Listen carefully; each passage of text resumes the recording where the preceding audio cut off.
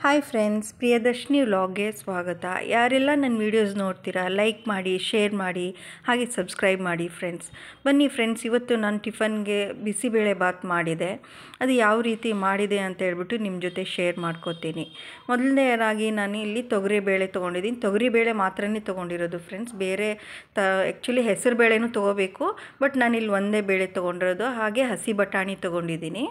ಹಸಿ ಬಟಾಣಿ ಜೊತೆ ಎಲ್ಲ ತರಕಾರಿ, ನಿಮ್ಮ ಮನೇಲಿ ಯಾವ್ದ್ಯಾವ ತರಕಾರಿ ಇದೆ ಅದನ್ನೆಲ್ಲ ಸೇರಿಸ್ಕೋಬೋದು, ಖಂಡಿತ ಟೇಸ್ಟ್ ಆಗಿರುತ್ತೆ. ಇಲ್ಲಿ ನಾನು ಕ್ಯಾರೆಟು, ಬೀನ್ಸು ಮತ್ತು ಇಲ್ಲಿ ಕುಂಬಳಕಾಯಿ, ಇದು ಸ್ವೀಟ್ ಕುಂಬಳಕಾಯಿ ಬರುತ್ತಲ್ಲ ಅದನ್ನು ತೊಗೊಂಡಿದ್ದೀನಿ. ಹಾಗೆ ಇಲ್ಲಿ ಈರುಳ್ಳಿ, ಟೊಮೊಟೊ ಹೆಚ್ಚಿಬಿಟ್ಟು ಇಟ್ಕೊಂಡಿದ್ದೀನಿ. ಹಾಗೆ ಕಡಲೆ ಬೀಜ ಹಾಕ್ಕೊಳ್ಳಿ, ತುಂಬ ಚೆನ್ನಾಗಿ ಬರುತ್ತೆ. ಮತ್ತು ಇಲ್ಲಿ ಮಸಾಲೆಗೆ ನಾನು ಚಕ್ಕೆ, ಮರಾಠಿ ಮೊಗ್ಗು, ಲವಂಗ ಯೂಸ್ ಮಾಡ್ತಾಯಿದ್ದೀನಿ. ಹಾಗೆ ಒಂದು medium size tomato, medium size ಈರುಳ್ಳಿ ಕಟ್ ಮಾಡಿಬಿಟ್ಟು ಇಟ್ಕೊಂಡಿದ್ದೀನಿ. ಇವಾಗ ನೋಡಿ, ರೈಸ್ ಕೂಡ ಅಷ್ಟೇ, ನಾನು ರೈಸು ಮೊದಲೇ ಸಪ್ರೇಟ್ ಮಾಡಿ ಇಟ್ಕೊಂಡಿದ್ದೀನಿ. ಕೆಲವರು ಈಕ್ವಲ್ ಕ್ವಾಂಟಿಟಿ, ಬೇಳೆ ಎಷ್ಟು ಕ್ವಾಂಟಿಟಿ ಅಷ್ಟೇ ಅಕ್ಕಿ ಹಾಕ್ಬಿಟ್ಟು ಒಟ್ಟಿಗೆ ಬೇಯಿಸ್ಕೋತಾರೆ, ಬಟ್ ನಾನಿಲ್ಲಿ ರೈಸು ಸಪ್ರೇಟ್ ಮಾಡಿ ಇಟ್ಕೊಂಡಿದ್ದೀನಿ. ಇವಾಗ ನಾನು ಒಗ್ಗರಣೆ ಕೊಡ್ತಾಯಿದ್ದೀನಿ. ಆಯಿಲ್ ಹಾಕ್ಕೊಳ್ಳಿ. ಹಾಗೆ ನಾನು ಹೇಳ್ದಲ್ಲ, ಮರಾಠಿ ಮೊಗ್ಗು, ಚಕ್ಕೆ, ಲವಂಗ ಅದನ್ನೆಲ್ಲ ಎಣ್ಣೆಲಿ ಹಾಕ್ಬಿಟ್ಟು ಫ್ರೈ ಮಾಡ್ಕೊಳ್ಳಿ. ಅದನ್ನು ಚೆನ್ನಾಗಿ ಫ್ರೈ ಮಾಡ್ಕೊಂಡಾದಮೇಲೆ ಇವಾಗ ಈರುಳ್ಳಿ ಹಾಕ್ಕೊಳ್ಳಿ.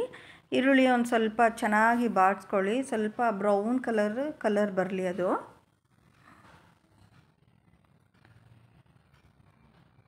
ಓಕೆ, ಚೆನ್ನಾಗಿ ಮಿಕ್ಸ್ ಆದಮೇಲೆ ಇವಾಗ ನಾನು ಟೊಮೊಟೊ ಹಾಕೋತೀನಿ.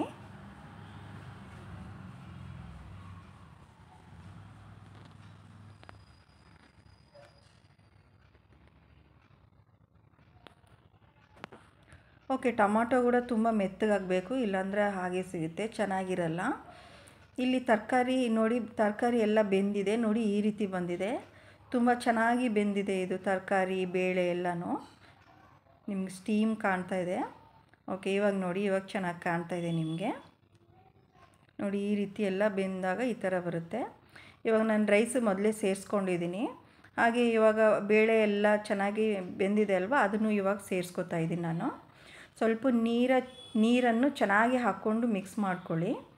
ಓಕೆ, ಇವಾಗ ನಾನು ಬಿಸಿಬೇಳೆ ಬಾತ್ ಪೌಡ್ರ್ ಹಾಕೋತಾ ಇದ್ದೀನಿ. ನಾನು ಸಪ್ರೇಟ್ ಮಾಡಿ ಇಟ್ಕೊಂಡಿಲ್ಲ ಬಿಸಿಬೇಳೆ ಬಾತ್ ಪೌಡ್ರು.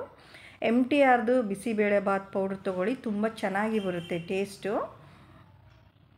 ಇವಾಗ ಇದನ್ನು ನೀಟಾಗಿ ಮಿಕ್ಸ್ ಮಾಡ್ಕೊಳ್ಳಿ. ಹಾಗೆ ಕಡಲೆ ಬೀಜ ಕೂಡ ನಾನು ಹಾಕ್ಕೊಂಡಿದ್ದೀನಿ, ಮೊದಲೇ ಹಾಕ್ಕೊಂಡಿದ್ದೀನಿ.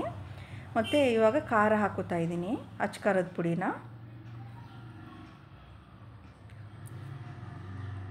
ಕ್ಲೀನಾಗಿ ಮಿಕ್ಸ್ ಮಾಡ್ಕೊಳ್ಳಿ ಫ್ರೆಂಡ್ಸ್. ಇದನ್ನು ಮಸಾಲೆ ಇಲ್ಲ ಅಂದರೆ ಸಪ್ರೇಟ್ ಆಗುತ್ತೆ, ಇಲ್ಲ ಗಂಟಾಗಿ ಉಳ್ಕೊಂಬಿಡುತ್ತೆ.